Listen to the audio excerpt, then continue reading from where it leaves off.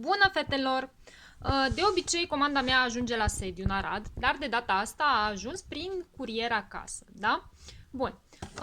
M-am axat foarte mult în acest catalog pe multivitamine, probabil din cauza pandemiei, și am început un abonament cu Wellness Pack. Asta e pentru mine, da?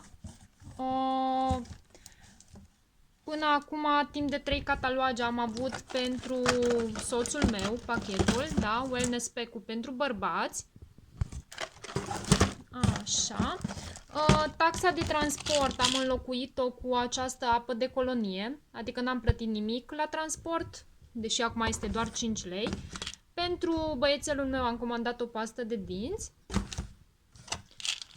Ce am mai comandat? Am comandat astaxantin la 3 cutii de astaxantin. Să știți că ajung pentru 30 de zile.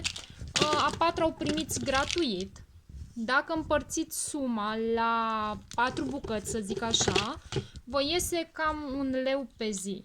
Deci încercați să dați mai mult pe sănătate, părerea mea, decât pe cosmetice și alte cele, acum măcar. Am mai avut o cremă micuță de mâini, un roll-on. La transport era și acest gel de duș.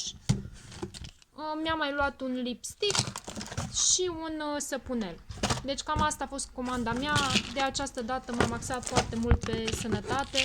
Oferta cu astaxantin chiar vă recomand. Este practic de 6.000 de ori mai puternic decât vitamina C.